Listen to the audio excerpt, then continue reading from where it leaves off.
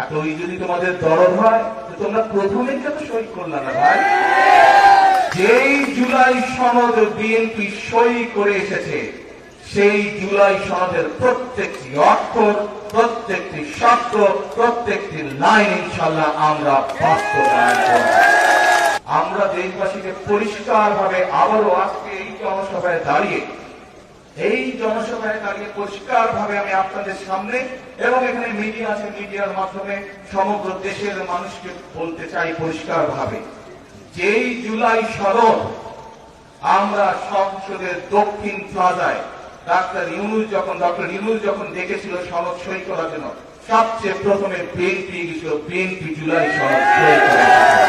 আগে যেই জুলাই সনদ বিএনপি সই করে এসেছে সেই জুলাই সনদের প্রত্যেকটি অক্ষর, প্রত্যেকটি শব্দ, প্রত্যেকটি লাইন ইনশাআল্লাহ আমরা বাস্তবায়ন করব।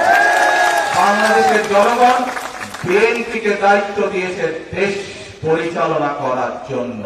কাজেই সনদ যেটি বিএনপি সই করে এসেছে, যেই সনদে অন্যরাও সই করে এসেছে, আমরা দেখেছি এই যে এখন যারা বিরোধী দলে আছে, প্রথমবার দেখলাম তারা গেল করবে কি করবে না একটা ঢিলে জমা, আর তাদের সাথে আরেকটা দল আছে তারা তো তখন সই করে নাই, তাদেরকে দেখলাম নির্বাচনের পরে গিয়ে হঠাৎ করে তৈরি করে সই করলো। তো ভাই, সবচেয়ে প্রথমে তো এই জুলাই সনদে কে সই করেছে? বিএনপি সই করেছে। যারা নির্বাচনের পরে গিয়ে সই করলো কিন্তু জুলাই আন্দোলনে যারা জুলাই সনদের জন্য যারা গলা ফাটায় ফেলে, তাদেরকে তো আমরা প্রশ্ন করতে পারি, এতই যদি তোমাদের দরদ হয় তো তোমরা প্রথমেই কেন সই করলে না ভাই?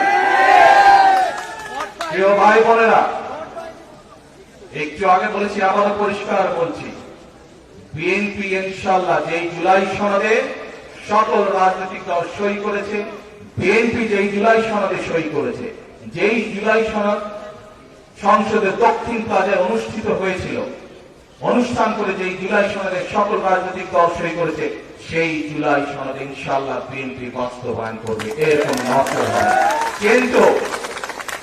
কিন্তু যারা বিএনপির খাল খনন, বিএনপির ফ্যামিলি কার্ড, বিএনপির কৃষক কার্ড, পেশাদার খেলোয়াড় তৈরি সহ এই সকল জনগণের জনকর্মসূচি সেইগুলোকে বাধাগ্রস্ত করবে, বিএনপি জনগণকে সাথে নিয়ে তাদেরকে প্রতিহত করবে।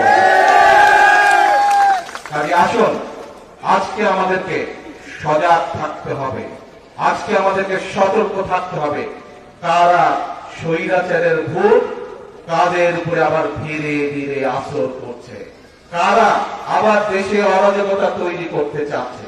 2 দিন আগে আপনারা দেখেছেন, আমরা সমগ্র দেশের মানুষ দেখলো, বাংলাদেশের 2টি জায়গায়, এক শেরপুর, 2 বগুড়ার একটি আসনে উপনির্বাচন হয়েছে। হ্যাঁ, হয়তোবা অবাঞ্ছিতভাবে 2টি ছোটখাটো ঘটনা ঘটেছে। আমি 2 দিন আগে নির্বাচন হওয়ার পরে বাংলাদেশের সকল পত্রিকাগুলো ঘাটাঘাটি করলাম, পত্রিকার কোন খবরে কিন্তু কোন জায়গায় কোন যে অবাঞ্ছিত ঘটনা ঘটেছে, কোন জায়গায় অপ্রীতিকর ঘটনা ঘটেছে, তেমন কোন নিউজ নাই। ছোটখাটো 1-2টা হালকা ঘটনা আছে, কিন্তু অভিযোগ করার মতো কোন পত্রিকা না। বাংলাদেশের যত বড় বড় পত্রিকা আছে সবগুলো আমি পুঙ্খানুপুঙ্খ নিউজটা পড়লাম, দেখলাম, খোঁজ করলাম, কোথাও কোনো ঘটনা নাই। যেখানে নির্বাচন, উপনির্বাচন আছে, সেখানে মানুষ শান্তিতে আছে, সেখানে পরিস্থিতি ঠান্ডা, কিন্তু পরিস্থিতি গরম কোথায়? বায়তুল মোকাররমে। যেখানে ঘটনা ঘটে সেখানে কোনো খবর নাই, পরিস্থিতি গরম হচ্ছে বায়তুল মোকাররমে।